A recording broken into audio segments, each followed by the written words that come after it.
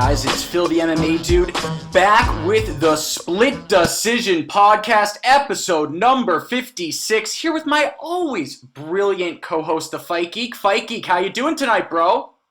Doing great, man. Happy to be back talking fights with you. How are you?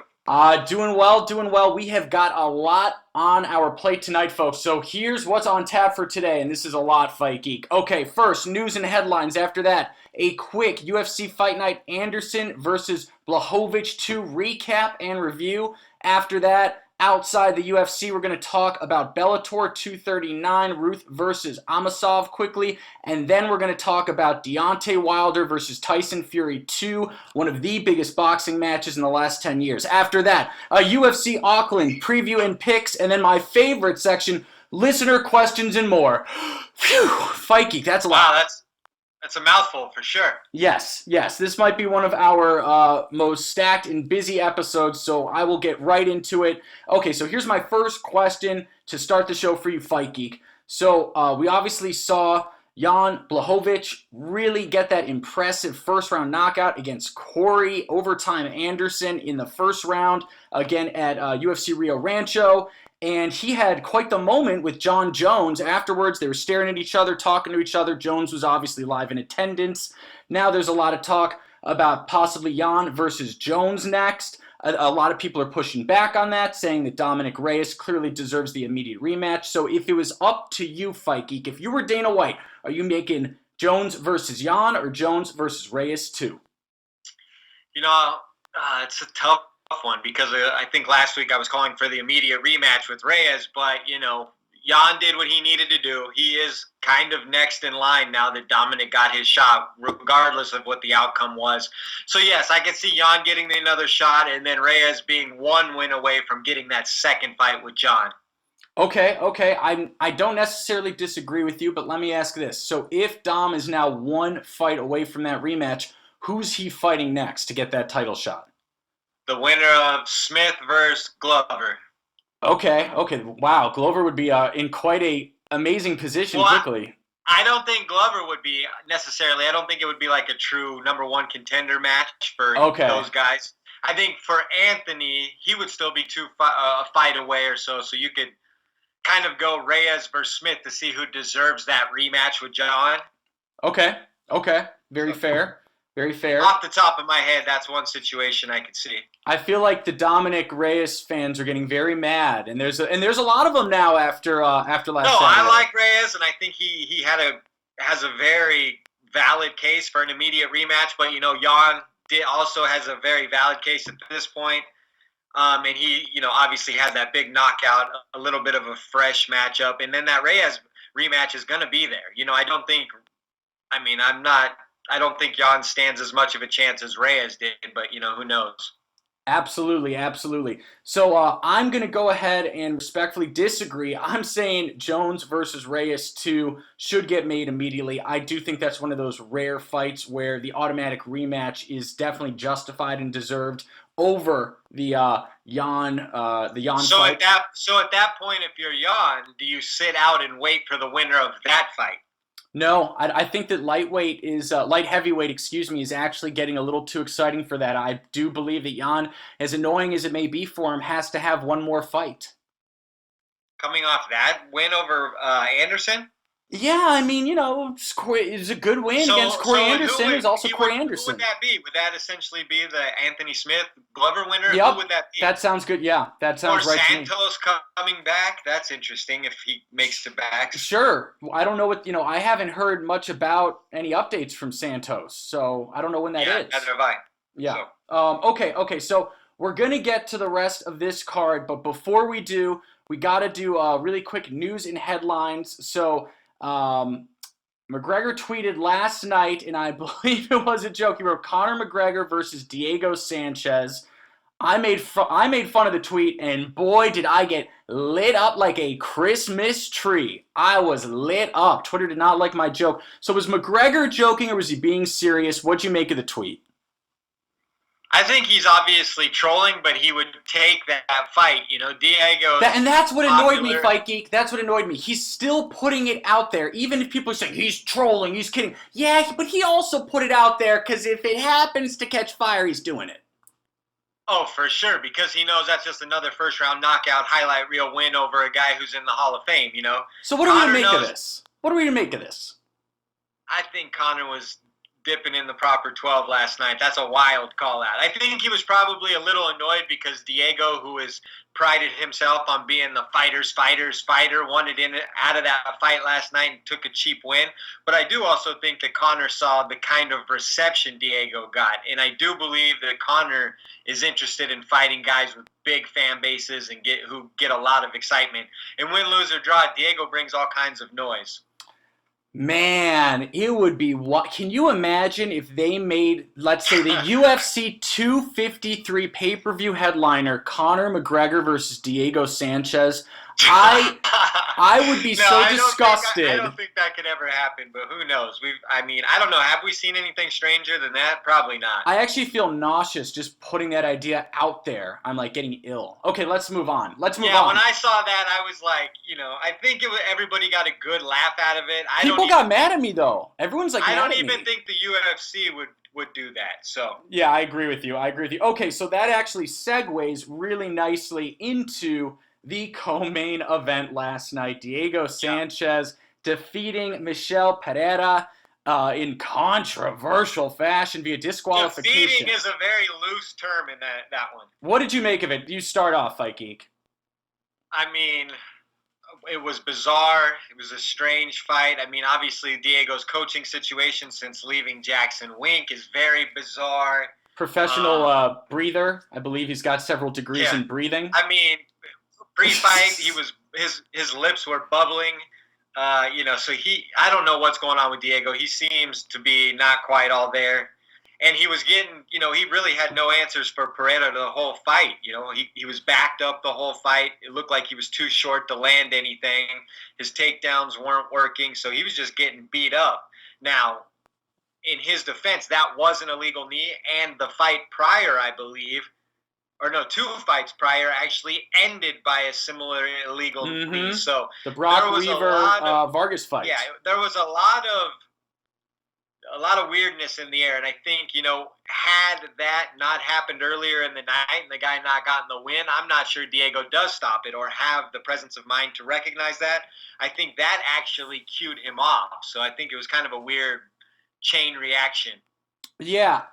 So the one thing I'm going to say, and this is very controversial, guys. Look, I was very disgusted with what happened. Look, in Michel Pereira, he deserves a lot. He split his forehead though with that knee. Right, and Michel deserves a ton of criticism for what he did. That was amateur hour. But Fight Geek, I got to say one thing, okay? When Anthony Smith got the almost identical illegal knee during UFC 235. He could clearly continue, got cleared by the doctor, and continued and lost. And it was it was similarly late in the fight. And no one gave Lionheart credit. They just said, well, of course, it'd be a disgrace had he taken the belt that way.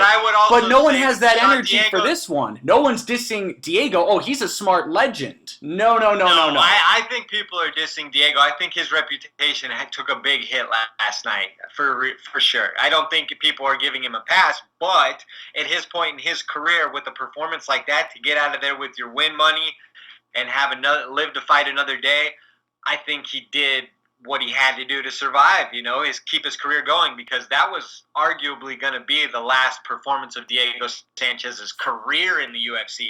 They had already let him go a few months ago and brought him back for this crazy matchup where he didn't have much of a path to victory. So, for his career, he did the smart thing. For his legacy, I'm not sure that it was as smart. But, it's hard to put yourself in that position. It was a hard shot. It was illegal, and it did split his forehead open. Okay, but look, that's very fair, Diego Sanchez's lawyer. But now let's go back to the other side of it. Okay, Fight Geek. He was also clearly okay to continue by the ringside physician who took a look at him. I'm not sure that Diego was clearly okay to be fighting to begin with. So okay, well, that's true. He has hired a man who who talks about his various degrees in breathing. But moving on, Diego was clearly fine to continue. Then he even had this awkward conversation with the ref. Oh, it's a win by DQ, right? If I can't continue. He's literally getting clarification. Okay, so if I abuse this rule, then I win, right? And they're like, yeah. So he's like, all right, yeah, I can't see. There's all blood in my eye and stuff. I mean, that was despicable. I'll never view Diego the same again. I don't think it's. I'll just never view him the same again, and it broke my heart. It not broke my heart. It's not despicable, but it's certainly not something, a warrior with a warrior's mentality would do. So I think that's where the disappointment comes from. But it's not despicable. He continued his career, made extra money, and lived to fight another day.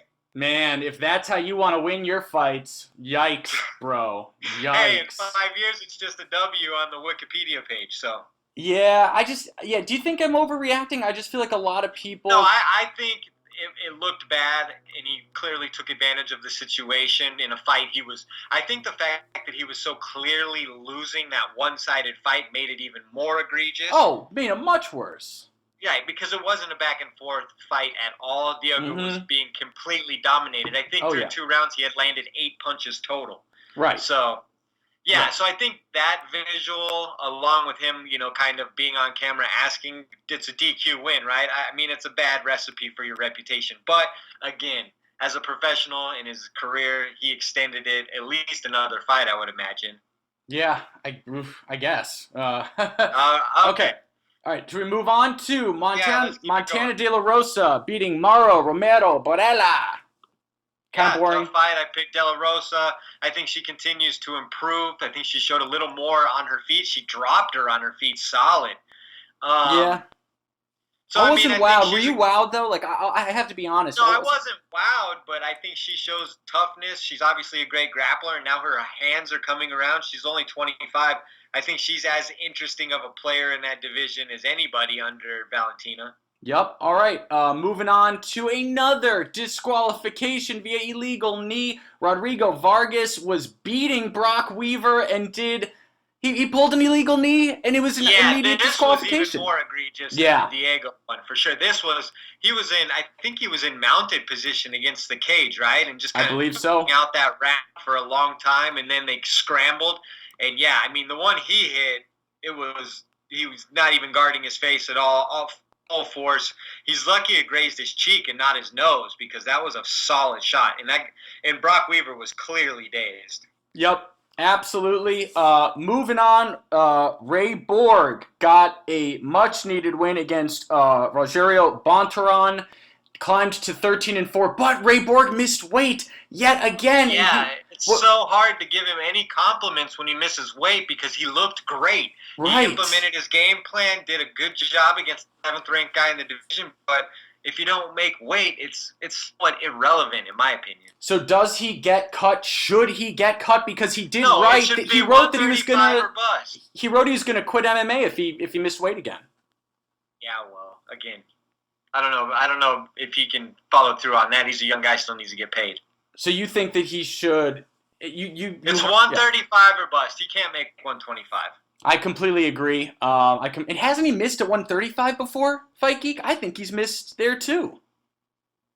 Yeah, I think he has. He has a hard time cutting weight for sure. Yeah. Okay. Anyways, love Ray Borg. I agree, and obviously, very impressive performance though. But the fact that he didn't drain his body as much as the other guy, there's always that what if about. Is that why he had the extra umph?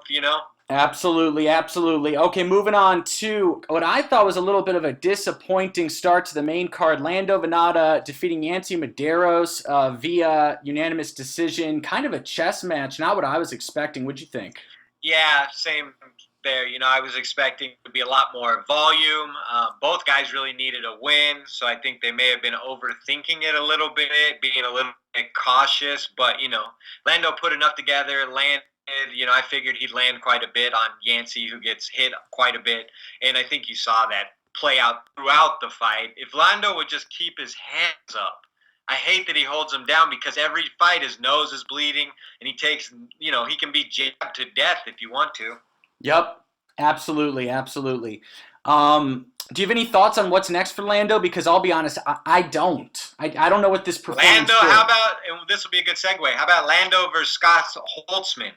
Ooh, okay, you've gotten my attention. That is fitting with Scott getting the win over Miller. I thought Jim Miller actually looked good early, but Holtzman, I mean, you can tell by that guy's physique, he's in extremely good shape. I think he just wore on Jim, and, impressive performance. Hot Sauce has been impressive, and I think he's won 5 of 6. So him versus Lando would kind of be who's a fringe top 15 type fighter. I agree. I love it. All right, moving on to Daniel Rodriguez defeating Tim Means via standing guillotine choke. Yeah, he beat Tim Means pillar to post. That was impressive. I didn't know a lot about Rodriguez before that, so I took Means in my pick because I'm kind of a fan. But he beat him to the punch, and then goodness. I thought Means was going to get knocked out, blacked out, KO'd, because he was just getting beat pillar to post. And then he just wrapped up that neck once he really hurt him. So impressive performance by Rodriguez. Absolutely. Couldn't have been more impressed with him. Means is by no means an easy out. And Daniel Rodriguez really asserted his authority in there. Again, beat him pillar to post, got that standing guillotine choke, which is personally one of my favorite chokes. I just think it's so crazy to watch. Got one of those. It is nasty. Right? So I loved it. Moving on to another fight that I loved, maybe my favorite of the card, John Dodson. From out of nowhere with the TKO left hook and ground and pound win over Nathaniel Wood 16 seconds into the third round. What did you think of this? It came out of nowhere. I don't know if this was fight of the night or not, but it should have been for sure because I was so impressed with Nathaniel Wood early. We see John being so hard to hit, especially when he's like circling out. And Nathaniel was landing that, that check left hook on the exit. Was using his length, was, using his teep kicks to the gut. I think John thought he got hit in the groin twice, but I think on replay you saw he was just hitting him kind of, in the lower abdomen area. So impressed by him. It was a heartbreaking loss, but I think it's a good lesson for, young prospect to learn. And I think it shows us that John Dodson still actually does have some top shelf potential.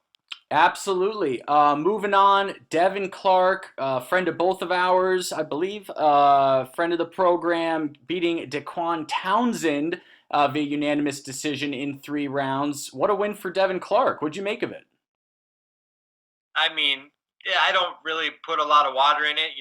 Townsend has a little bit of striking. He offers nothing in the grappling realm. He was beat 3 weeks ago essentially the same way. So it's a good win to keep his momentum going, but Devin Clark's got to fight somebody that's relevant, in my opinion. But this was a late replacement. Do you have someone in mind? I got an idea. I got an idea. What's going on with Jacare? Because isn't he... Oh, he's back to middleweight. I thought Yeah, he's back to middleweight. Okay, Shogun. Shogun versus Devin Clark? That's a fight I could watch. That's what I'm thinking. Okay. Moving on, actually, to what I think was maybe the most underrated fight on the card. I want to talk about it quick. Merab Dvalishvili? Oh, Merab Dvalishvili. That's a good attempt. Yeah, and I was so excited to talk about him. You'd think I would have practiced, but nope. Okay, defeats Casey Kenny via amazing unanimous decision. Casey Kenny was ranked 15. Merab unranked going into it. Matt Serra was screaming his head off, giving Merab directions. It was fantastic. It was like a cartoon. But man, Merab is a problem at that 135-pound division. Fight Geek, true or false? Merab is going to be a top 5 bantamweight in the next 2 years. Are you kidding me? No, I don't think so. Of course he will be. I don't think of course. No, I still think, defensively he still gets hit a lot. He has a tendency to want to brawl a little bit. Casey Kenny's good, but he's not an elite fighter, and I think Casey Kenny gave him some problems. In the first round, maybe. Yeah, in the first round, but on the feet, he was landing some shots, Merab definitely looked good. He has amazing wrestling. His cardio is out of this world. He was button mashing that spinning back fist, though. Yeah, he was. But But no, I think he's incredibly impressive. I'm not sure that, it's all there yet, but definitely interested to see what's next. He's definitely a top 15 guy and probably a top 10 within the next 2 years. I'd like to see Merab versus Sadiq Youssef. I'd sign up for that. That sounds like a good scrap. I think it'd be a tough test for Merab, but you know what? He's ready. And bantamweight is getting tough test for Sadiq as well. Definitely. Yeah, bantamweight is getting really, really, really stacked, Fight Geek. I'm looking at it. For sure. It's getting stacked. So it may have overtaken the lightweight division for how stacked it is right now. Yeah. Oh my gosh. I just said Sadiq. Excuse me, guys. Excuse me. Marlon Vera. I meant Marlon Cheeto Vera? Ooh, no, I think Cheeto Vera is too high for him. I know, but problem is Sadiq's a featherweight. That's my bad. Oh, yeah. You're right. Okay. All right, moving on. Macy Chiasson gets the win over Shayna Young. This was a grueling fight. Goodness. These girls went at it from the beginning bell. That first round was wild. Oh, yeah. A crazy first round that I think Macy lost. And then she came back and won. I think she landed like 20 unanswered knees to the body. Did you give her? So you gave her all three? Because I thought that first was close. It was very close, and I think she lost the first half of the first round. But once she got in that, that clinch or the tie plum or whatever she was using, she was just brutalizing the body. Yeah. She stole that first round. But it was entertaining to watch. Obviously, they were both completely gassed at the end, but, it was an impressive performance. Absolutely. And any ideas on who's next for Macy? She's currently ranked number 12 in the bantamweight division. What about, I'm looking at Kaylin Vieira, Yana Kunitskaya. Both make sense. Yeah, Yana Kunitskaya. Let's go there. All right, let's do it. And then the last fight, Raulian Paiva defeats Mark De La Rosa. Felt bad for Mark because I know that his wife was fighting higher on the card and won. That's got to be some awkward family dynamics there. But it was an impressive win from Paiva. Yeah, Paiva. But yeah. Oh, all right. Thanks, Fight Geek. Paiva. Oh, Paiva. Excuse me. All Anyways, right. Yeah, very impressive. He's so condescending with how he corrects me. You notice that, guys? All right. Yeah, got it. So very impressive. Can't wait to see what's next for him. Okay, all right. Let's move on to the next section outside the UFC. First and foremost, Bellator 239, Ruth versus Amasov. Are there any other big fights you're looking forward to, and who you got? Because I think that this is going to be a comeback fight for Ruth when he's going to surprise, because Amasov is the slight favorite.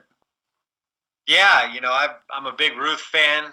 It's a tough one to call because Amasov, 22-0, obviously he's never lost and is arguably one of the best prospects or best fighters in Bellator. Yep. Super tough main event. I'm actually going to take Amasov in this one. I think the extra experience is really going to matter. Ed Ruth is still very green in the MMA game, even though we've seen him make quite a bit of improvement. I think Amasov will be a little too much for him here. Okay. We've also got fights where we're featuring Tyrell Fortune and Miles Jury, both against opponents that, frankly, I've never heard of, and they're frankly going to You've heard of Brandon Gertz? Come on. Oh, Gertz, right. Well, I just wasn't looking it up. Gertz, yeah, I know Gertz. What about him? What about Gertz? What about Gertz did I fail to mention? Go ahead. Yeah. No, he's a brawler versus Jury, who has a lot of underwhelming performances, so there's a little bit of intrigue there. So you think Gertz is going to win? I mean, Jury has more talent than Gertz, but Gertz is more of a slugger, and Miles Jury just fails to impress so many times. I mean, since Tough, he was supposed to be a hot prospect and just has failed to impress. So, I don't know. I really don't know. I'll probably take Miles Jury by a boring decision, actually. Yeah, I got Jury, but you're right. I guess Gertz has a chance. He might be a live dog, but guys, I wouldn't bet him. Okay, moving on. That's all I had to say about Bellator 239. I wanted to really talk about, in my opinion, the biggest boxing match since Lennox Lewis took on Mike Tyson back when I was in 8th grade. Yes, I remember that exact night. Deontay Wilder versus Tyson Fury 2 is going to be sick. It's going to be amazing. Can't wait. Yeah, I mean, right. That one's just kind of a bonus. Yeah. Yeah, I mean, listen, guys, you know that we don't discuss, non-MMA fights that often. This is a combat sports podcast, but we don't do that much, boxing talk. We don't do that much Muay Thai talk, BJJ, wrestling. But this boxing match is fire, okay? If you didn't see Wilder versus Fury 1, do yourself a favor. Go back and watch it. It was an absolute classic, and I cannot wait for this, Fight Geek. I can't wait for these two to meet again. They're clearly the two greatest heavyweights right now, and I just got to ask you one question. Who you got, baby? Who you got? I mean, so hard to... Boxing, I mean, so hard because I think Fury won the first fight, but they called it a draw. But I do think... Yep. Deontay Wilder is going to win this fight. I'm not sure that he's going to knock Fury out, but I do think he'll knock him down again, and I do think he'll eventually win on the cards. I just think Deontay Wilder is the best heavyweight in the world right now. But can't wait to watch and see because, the Gypsy King is tricky. He got his last fight in that eye, though. I'm a little concerned about whether or not that's going to be able to be opened up again by Wilder. That was a bad cut that Fury sustained over his eye. So bad. Yeah, so, I mean, Wilder, one shot can open that back up and make it a big issue. And if that opens up against Wilder, he'll find a way to finish for sure. So, although I do think it's going to be a great fight, I do think Wilder's going to look better than before and probably perform a little bit better than before. Yeah, absolutely. Okay, so here's the thing, guys. I just told you to avoid a few bets. Here is where I'm telling you this is where you should be betting your money this weekend, okay? You should be betting your money on Deontay Wilder to beat Tyson Fury in the rematch. Now, here's why. Fight Geek nailed a little bit of it. If it goes to the cards, Wilder is winning. This reminds me a little bit of the relationship between Canelo and Triple G during their fights, where I felt that the slightly bigger brand was Canelo, right? So they were always going to favor Canelo if it went to the cards. Same thing with Wilder Fury. I think that Fury will survive. I don't think he'll get knocked out. But even if he's winning on those cards, anything short of really 10-2, 9-3 is going to go Wilder's way. Put your money on Deontay Wilder this weekend, folks. That is Phil the MMA Dude's advice, and it looks like Fight Geek agrees. I do. I'm not telling people what to do with their money, though. That's you. That's just me. Guys, this is what you do with your money. No, just kidding. Okay, all right. Should we move on to the UFC Auckland Hooker versus Felder preview and picks? Okay. Gosh, so much to discuss tonight. I love it, but it's exhausting. It's great. Okay, main event, Paul Felder, the Irish Dragon, coming all the way to Auckland, New Zealand to take on Dan Hangman Hooker in the lightweight main event. Man, this is going to be a fun one. Who you got, baby? Yeah, this is going to be a tough fight. Tough fight to call. I think guys are fairly evenly matched, but I am going to take Dan the Hangman Hooker by a tough, hard-fought split decision. Wow. You know what's interesting there? Yep. I completely disagree with you. I think we're going to see... Really? Yep. I think we're going to see Felder get a unanimous decision, even in New Zealand. That's right. I think we're going to see 50-45, 50-45, 49-46 for Felder, who's just too tough to give a damn. He's going to get beaten up, but he's going to keep coming forward. He's going to keep landing. He'll take serious damage, but he's going to dominate. That's my guess. Sounds like a guess for sure. That wasn't condescending. All right. Okay, so let's move down this card. We don't have time to cover it all. Should be an action fight no matter what. There'll be a bunch of blood. Those guys are going to beat the hell out of each other. Absolutely. That's for sure. Jimmy Crute taking on Mikhail Alexeychuk in the co-main event. I got Jim Crute winning that. What about you?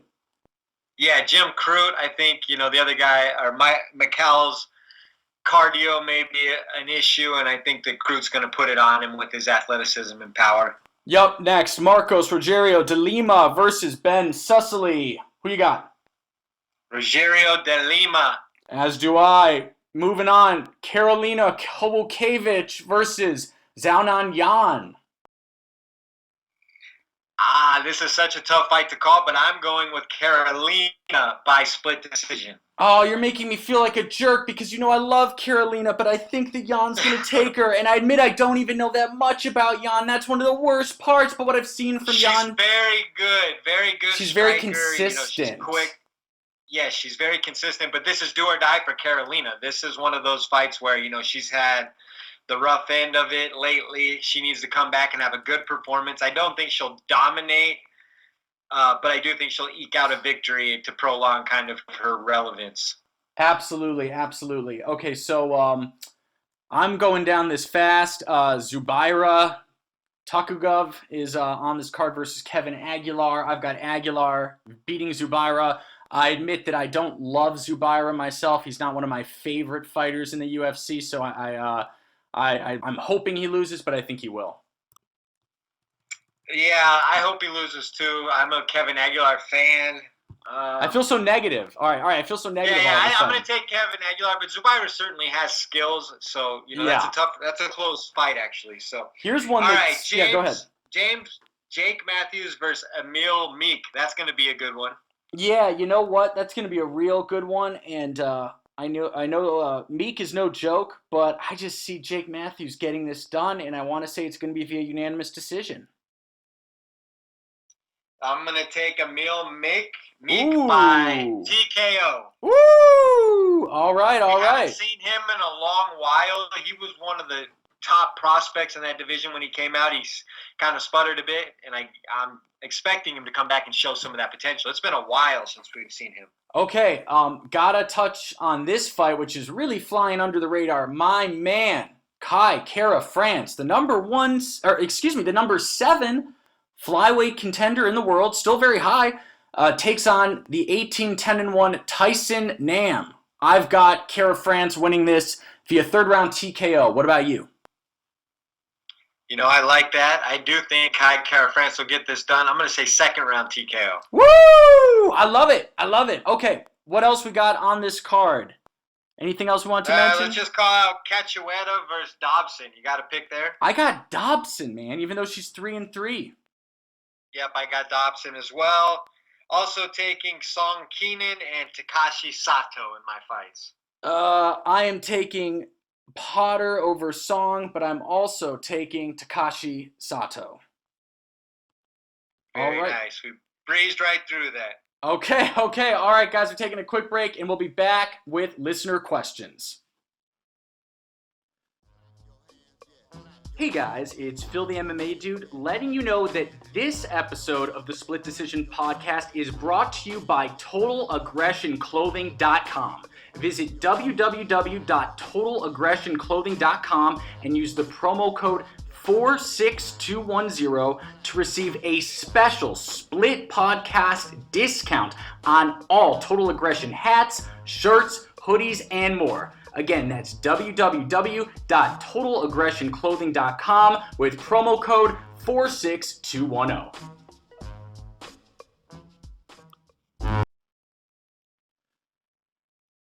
Hey guys, it's Phil the MMA Dude, back with the Split Decision Podcast, episode number 56, here with my always brilliant co-host, The Fight Geek, and it is now time for my favorite section, Listener Questions!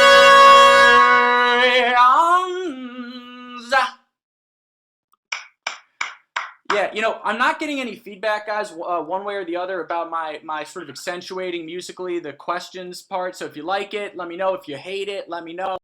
So here we go. I have one queued up from Quinn. We'll kick it off here. He says, what is the worst injury you guys have ever had?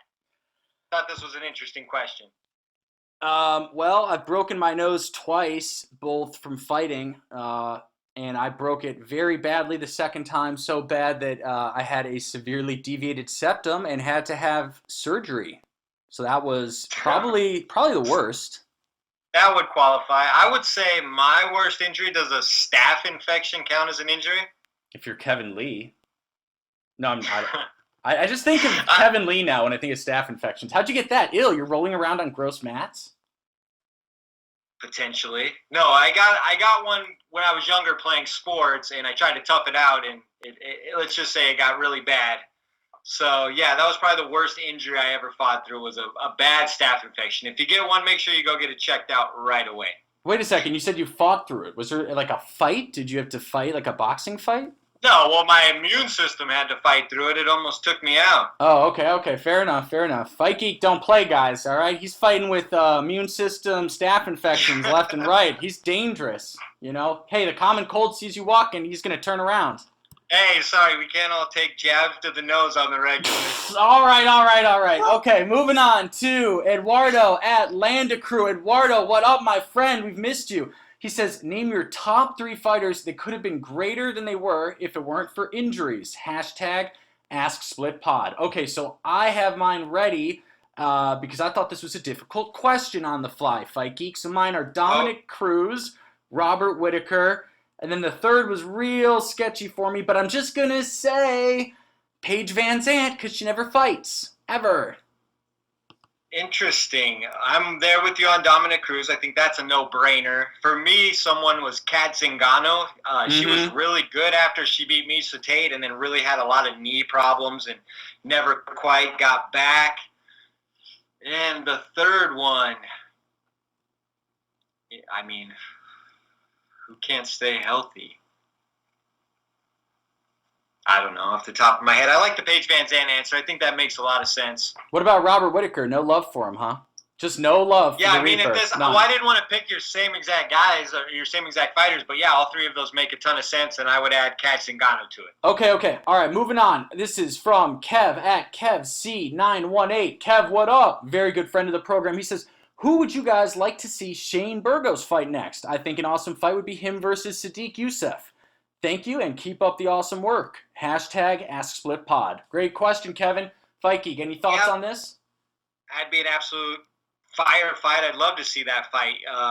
So, yeah, I could definitely get down for that. I'm not trying to be a tool and take credit, but didn't we say this fight a few weeks ago? Or maybe we just kept taking Sadiq's name and just saying, versus this guy, versus that guy. Yeah.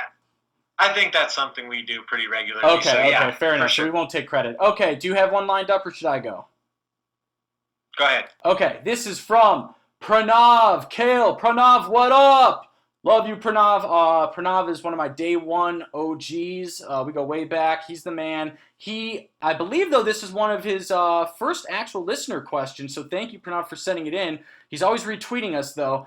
He says, I don't believe Jan beats Jones, but I'd rather see Jan versus Jones than a Reyes rematch, because I think Jones would beat Reyes in a rematch, considering his rematch record. What do you guys think? Fight Geek? Yeah, I mean, I kind of want to see Jan next, and I want to see Reyes come back, get one win, and then we'll see that rematch, and there'll be even a little more heat, I believe. Okay, yeah. Yeah, we did touch on this a little earlier. I do disagree with Fight Geek, Pranav. I think that the Reyes 2 rematch would be better right now. I do understand that Jones has a great rematch record, but, records are just, they're in the past. And this is fought, live in the octagon, not on Wikipedia pages. I think Dominic Reyes would have a fantastic chance in the rematch. Okay. Do you have a question lined up, or? Yep, I got one from Peter. Peter! He says... You can say what up? Peter, what up? Oh, yeah, that's right. Because Peter loves the what up. Peter, what up? All right. Now that the UFC has a second paywall with ESPN Plus, there are presumably fewer pay-per-view buys. Does that mean the fighters who get pay-per-view points get a piece of the ESPN Plus subscription revenue? Hashtag AskSplitPod. Tough question, but off the top of my head, I would probably say no. They would not be getting any percentage of that. Yeah, there's no way. There's just no way. It's my understanding that the UFC has been paid in an upfront basis by ESPN for what amounts to an average of 500,000 buys per pay-per-view. Is that correct, Fight Geek? Yes, I believe that is correct. And for a fight, I think they come out on top on the majority of their cards that way. Oh, 100%. And I absolutely, Peter, again, I don't have any true evidence of this, but I would be absolutely shocked beyond belief if any of the fighters are getting ESPN Plus subscription revenue. We already know that Cowboy Cerrone got zero pay-per-view points for 246. All of the pay-per-view points went to Conor. Cowboy got a flat fee of $200,000. Yeah, that was, I'm not sure if that's exactly what happened on the back end, but we'll I'm sure he Who got knows? a little bit more. Yeah, for but sure. not much. All right, I got one queued up from a reusable shoe. What up? A reusable shoe, what up? Yo, we missed you, bro. We missed you. This is one of our day one OGs. This guy's way back in the day, like episode 6. So he says, guys, can we talk about just how great the walkouts were from both Diego Sanchez and Michel Pereira? Also, do you guys think people are wrong in writing off Woodley in the fight versus Edwards? Great questions. Both walkouts were super entertaining. Pereira's took way too long, though. I was starting to lose interest. People were booing. Did you notice people booing him, just having none of it? Yeah. I thought that was I think funny. Especially after last fight, kind of gassing and losing that fight after acting a fool and then coming out and just not learning your lesson and doing it exactly again is probably not going to endear him to too many people. The fact that he probably should have won both of those fights and ended up losing both of those fights. There's some kind of karma in there, I feel like. Yeah. It was not Diego, good. Diego, to be truthful with you, Diego was one of my first favorite fighters. I think he was 20-0 at one point up when he lost it to Koscheck, his first loss. They were calling him the uncrowned king. His cardio and wrestling was amazing when he was younger. So it was really hard to watch this version of him. He just seems really out of it. He seems like an accentuated character of himself now. So yeah, it's time for him to leave. Yeah, I'm happy he didn't get brutally knocked out or something. I don't think we're too far away from the BJ Penn portion of Diego's career where he's just gonna have a hard time beating anyone unless he fights a perfect fight. Yeah, absolutely. Okay, so moving on. We've got a lot of awesome questions. You guys really brought the fire questions this week. This is from Victorious1612 at Victorious1612, and he says, what do you guys think should constitute a draw? I feel like every time a draw is called, it never really feels like a draw. In some fights that should be draws are often split decisions. I think Jones versus Reyes should have been a draw. What do you guys think? #AskSplitPod. So do you have any immediate thoughts on this, Fight Geek? Well, again, when you do round-by-round scoring, it's kind of harder to, get the draws in it's my hard for my draws opinion, because you need a 10-8 and then you need something to offset Yeah, it. exactly. So it's just kind of the nature of it. Did Jones-Reyes feel like a draw? Hard to say because I don't feel like I can give you a any draw, of those though. rounds were dominant enough for a 10-8, in my opinion. Okay, here's a fight that I've seen many times that was a title fight that I think 100% should have been scored a draw, okay? Whitaker versus Romero 2 was a true draw, in my opinion. I could see that. I could also see, Bisping Henderson 2 as a draw. Yeah, I could see that as well. You could, and then you could go down, is GSP Hendricks. Was that a draw? Yeah, so it's really hard to say, but in short, I think to answer your question, Victorious, the reason that you'd see them so rarely is because of the 10-9, the 10-9 must system, right? You can obviously get 10-8 rounds, but if you get a 10-8 round, then you need something else to happen to offset that 10-8. So draws are going to be rare because of that 10-9 scoring for the most part. Yeah, for sure. Yep. Okay, so moving on. This is from Jalen Ware. Jalen Ware is consistently bringing the fire, bringing some of the greatest questions, most fun questions that we have to answer. This is Jalen Ware at strive2b_great. He says, Dotson was once up there with DJ as far as skill set. What about his skill set now has caused him to fall out of title contention? #AskSplitPod. This is a good question. I don't think his skill set was ever quite on par with DJ's. I do think he was elite, but I think obviously his quickness, his speed, the fact that he packs that power at his size, were really the basis of his skill set, and it still is. I remember for a stretch before this fight, and even in this fight, where Dotson is just not coming forward and having enough volume. I think he got into a place where he became too defensive of a fighter. Too reactionary also. Yeah, exactly. And he wasn't implementing his will and his skills in the fight and just kind of being defensive and reacting. I think he got in a bad habit of that. And I think he was actually being very defensive in this fight as well and just happened to land a great counter shot. So, I think his speed, his quickness is still elite. I think he still has elite power for that division, but it's all just a matter of whether or not he's going to be moving forward, trying to push the pace rather than react. Yeah, and I agree with everything you just said, Fight Geek. And tell me what you think of this. I would also argue that the other thing that Dodson lacks a little bit is I would never call him flat-footed, but I do think that his defense has never been quite at the level of a champion such as Demetrius Johnson. I mean, I think his offense is where he struggles because I think he's short and has short arms and has a hard time really He gets hit. He does get hit, though. Well, yeah, of course, because most people are longer and taller than him in that division. And so you don't think that's played a role? The fact that he does take volume damage, that he's shorter than most in the division, is that not a factor? No, it's definitely a factor. I think that's probably what started causing him to be so defensive-minded. Yeah, exactly. That's all I was trying to say. But yeah, great question, Jalen, and it's very true, especially after this weekend. We all got a big reminder about why John Dodson is truly the magician, right? Because he just pulled a rabbit out of his hat. Ooh, that was corny, but I said it anyway. That was so corny. Ooh. Yeah. Sorry, guys. All right, I got one here from Cyrus King. Maybe delete that rabbit out of a hat joke. I don't know. Okay, yeah. Cyrus King, what up? Just what do you guys think are the changes of one more time here. What do you guys think are the changes if Romero beats Izzy? If he beats Izzy, how long do you think Romero can hold on to the belt? So, Fight Geek, you read it. I'm just kidding. I did a good job. Okay. I'm just kidding. Okay. If Romero beats Izzy, that would be very interesting. I could see him holding on to the belt, maybe 2 defenses. Hey, that's pretty good. That's nothing to shake a whistle at.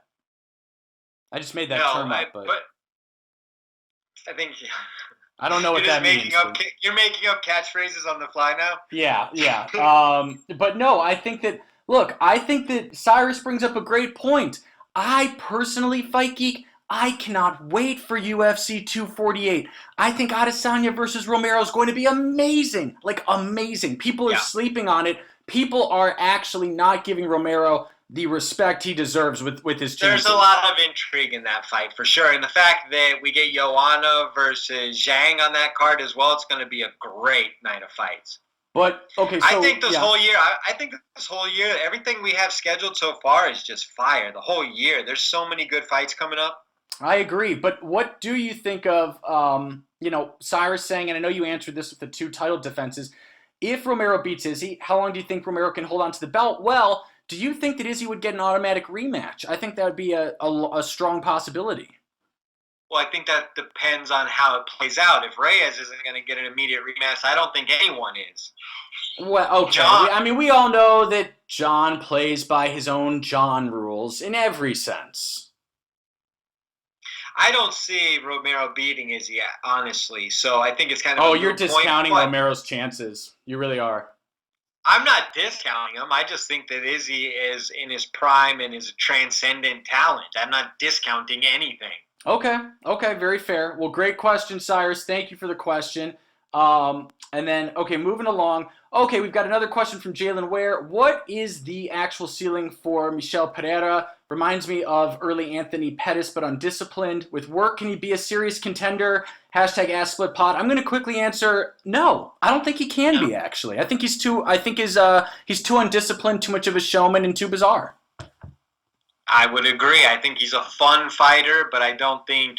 he obviously has elite tools, but I just don't know if he has the mentality to get to the upper echelon. Yep, absolutely. Okay, so this is from a really good friend of the program, personal friend of ours, Kenneth. aka Big Daddy Tittles, at Mr_Tittlewinks. Love this guy. Guys, follow Big Daddy Tittles. His name's Big Daddy Tittles. That's all you gotta know. Just follow him, okay? And he says, the Dodson that smoked TJ had a shaved head, and the last fight he won, his hair was short. He went on a two-fight losing streak after growing out his hair, then shaved it before this last fight. Do you think John Dodson's afro was holding him back as a fighter? Hashtag AskSplitPod. And I think the answer is obvious, Fight Geek. Yes, of course. Aerodynamics. 100%. You know what I think is the most hilarious thing about John Dodson is people still use him knocking out TJ Dillashaw 8 years ago as like a qualifying statement, like it means anything. You know what I mean? I mean, it kind of does. It's a big scalp. It's a big scalp before TJ was TJ, and, I mean, it's not like he knocked out the championship version of TJ, as everyone alludes to. He knocked out TJ with like 6 career fights coming off of Tough. People like, oh, he knocked out former bantamweight champion. Well, that was 7 years before he was the bantamweight champion. Oh, whatever. Calm down, Fikey, just because you're a TJ stan. I just think it's funny that they use that as the qualifying statement. He hasn't knocked out anyone impressive since that fight. Okay. Oh, whatever. That's exactly what I think of when I think of John. I think of the same thing. That's a big deal for his career. It is a big deal, but it was forever ago. Just meaning, he didn't knock out a championship-level TJ Dillashaw. So they're trying to say, like, he has the capability of knocking out a UFC champion. Okay. You're just letting your TJ standing come out here. But okay, moving on to. Is it bad that I miss TJ? Come on. Yes, it's very bad you miss TJ. All right, Shayna Terra. This is at Shayna Terra Grind. Shayna Terra says, "What's up with Kamaru Usman? Hashtag AskSplitPod. Fight Geek, I have no idea what he means, so I'll kick it off to you first." Yeah, I don't know. I just heard him on Joe Rogan a couple weeks ago. Thought he was pretty funny. I don't know what's up with him. Everything's being rumored that he's going to fight Jorge Masvidal, or is that finalized? Okay, so I'm glad you brought that up. So, one of my news and headlines that I had written down that we skipped due to time constraints was the fact that Colby Covington's going around saying that he believes strongly that Jorge Masvidal will price himself out of the Usman fight, still angling to get that Conor McGregor fight. And it does appear that there has been a small delay in the signing of the Usman versus Masvidal fight for UFC 252 during International Fight Week. So what, maybe that's what Shayna Terra is referring to. For the sake of argument, let's say so. What are the chances that we see Usman Masvidal during International Fight Week? I'm hoping the chances are good. I don't really put a lot of weight in what Colby says. He's trying to stir the pot with that triangle of guys right there, him, Masvidal, and Usman. So he's just trying to stir the pot, cause problems, maybe start rumors, cause any, issues he can to sneak in and get that rematch that I think he wants. Yeah, I agree with that, although I will say the only reason I even mention it at all is because one would think that, I think it's now been at least 2.5 or 3 weeks since Dana White, announced that he wants the Usman versus Masvidal fight for UFC 252. We definitely have not had any contracts signed. I think it, could potentially be a sign that Masvidal is trying to hold off on that and weigh his options. I don't think we're close enough to say that. I think there's still plenty of time to get that fight done. Okay, very fair, very fair. Moving on. Do you have a question lined up? Sure, I got one from Fighting With Myself podcast. Fighting With Myself podcast, Juice, what up? He says, do you think the show win pay structure comes into play when a fighter makes the decision to continue after an illegal strike? Hashtag AskSplitPod. Great question. What do you think? So I'm just trying to fully understand it. I think the short answer is no, it doesn't come into play. Is Juice saying that, if you continue to fight even though you got the illegal knee, like let's say Anthony Lionheart Smith did, that you would get the win money as well? I don't think... No, let's use Diego's situation. I think what he's saying, do you think the show win structure comes into play when a fighter, so let's say Diego...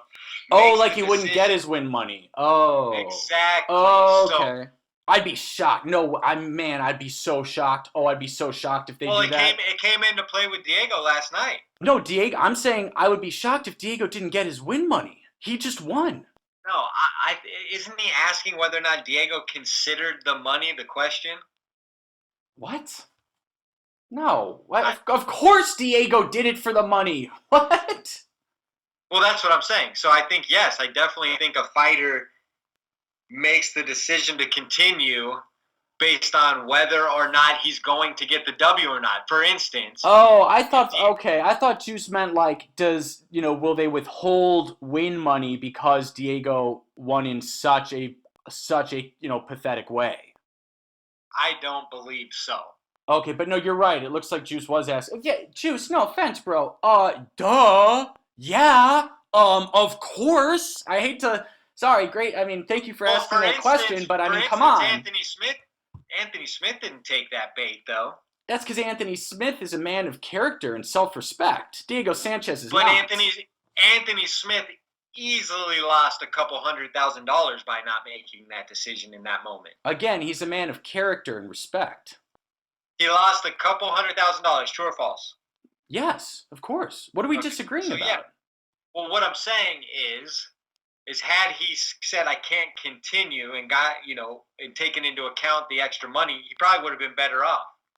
He would have been the champion. He would have got a chance to fight as the champion. I guess it's all about how you want to be remembered. Diego will be remembered one way, Anthony Smith another. I wish Diego all the best. Okay. Hopefully we answered that, Juice. Yeah. Okay, right. So moving on to MMA Assault. That's at MMA Assault 1. Although I've been loving the cards, a lot of people are moaning about how weak they've been lately. Would you rather see less cards with more quality or carry on fielding the B team week in, week out? Fight Night 81, about 4 years when there were fewer cards per year. I'm not sure what he's referring to 4 years when they're, I don't know what he means by the last sentence, though. It's not correct English. I prefer a handful less cards with a little more stacked fight cards, but I thought last night was incredibly entertaining. I thought most of the fights delivered quite a bit of action. So yeah, I'm not as hard as on the cards as most people are. I thought it was good. Yeah. Okay. And sorry about that. Sorry about that, MMA Assault. I've now had more time to look at your question. He took a picture of Fight Night 81. That was a few years ago, and he's showing how much more stacked it was. And it really was. It's crazy to see. Dominic Cruz, Eddie Alvarez, Travis Brown, Francisco Trinaldo, Patrick Cote, Ed Herman, Chris Wade, Luke Sanders, Paul Felder, Alir Latifi, Charles Rosa, Rob Font, and Francimar Barroso. Those are all just the winners of those fights. And, you know what? Point proven. I still think... Yeah, exactly. Yeah, I mean that was a great card that he just showed. But I'm too addicted to it now, Fight Geek. I'm too addicted to the weekly fights. That's the problem. Yeah, and the action is still there. I mean, there were great fights yesterday. Oh, yeah. Out of the 13 fights, I think 9 of them had great action, at least off the top of my head. So. Yeah, at Mixed-A-Man, with Bellator Rising and LFA getting into the mix this coming weekend, what non-UFC matchups and or fighters are you looking forward to seeing? I believe we answered this quickly earlier, but I'll say I want to see the Ed Ruth versus Amasov fight, and then I like watching Miles Jury and Tyrell Fortune. I think they'll both get the W's. Agreed. Okay, and then... this is from Powell Stooch. Excuse me if I'm saying your name wrong. Sorry, Powell. Pawel. This is at Stooch15. He says, do you think UFC will make the John versus Jan fight, or are they going to pretend Jan is not a worthy opponent? I think the UFC is, trying to build John still, get him in the record books, put his, build whatever they can with him. So I think he'll get Jan next.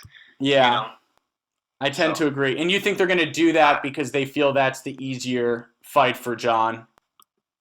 Hey, I do feel that. I think they're trying to extend John a little bit. Okay, and I got one from Dean Raubs. Dean, what up? Dean is a fantastic listener, one of our OGs he's been following us. I think this is his secondary account, though, so hopefully this is you, Dean. At DeanDog3, he asks, who do you guys got, Felder or Hooker? I think we covered this earlier, but wanted to get his question, and I'm taking Hooker via split decision. I'm taking Felder, unanimous decision. Excellent. Okay, I got one here from Lord Lefty, Kevin Lee, third round. What is this dude's name? Third round. Lord Lefty, Kevin Lee, third round rear naked choke. Asks, will we ever see a Fighters Association or abandonment to the American boxing laws? I think someday we will. I don't think anytime immediate, but within the next 5 to 10 years, they will have to figure out something, in my opinion. Yeah, I think that as long as the UFC keeps doing a fairly good job of keeping the fighters divided over their own paydays, which, they do a very good job of keeping the fighters sort of polarized and against one another with those paydays. As long as they keep doing that, we're not going to see a union. We saw what happened to some of the fighters who tried to start a union. Spoiler alert, they got fired. So I don't see that happening in the next 5 years, like Fight Geek says, but in the next 10, yeah, I'd bet on that. I'd bet on that. Okay, so anything else? I know we've got a question from a friend of the program, Kairos MMA, but anything other than that, Fight Geek? Just scanning one last time. I don't see anything else. Go ahead. All right, let's jump right into it. Okay. If I can figure it out. What's up, guys? If you excessively miss weight and repeatedly do it, do you think you should be allowed to compete for a title? Like, I'll give you an example. Jessica I missed weight by like 7 pounds in her last fight, but she beat Vivian Araújo. If she continues to beat opponents, but she continues to miss weight, does that garner a title shot? Fight Geek, you want to take this one? Sure, I'll take it. Sorry, I had you muted. I think it should disqualify you from title shots. I think you have to win at least a number one contender fight where you hit championship weight to earn that. I think we've seen many times where people have been somewhat disqualified. I know the modern era, a lot of wacky things happen, but I definitely think a history of missing weight and egregiously missing weight would, probably keep you from even getting close enough to the title to contend for it. I definitely think that should come into play. Yeah, definitely. And this brings me back to Ray Borg. Is he going to get cut? I hope not, but I think he should absolutely be forced up to bantamweight. Flyweight ain't going to work for him.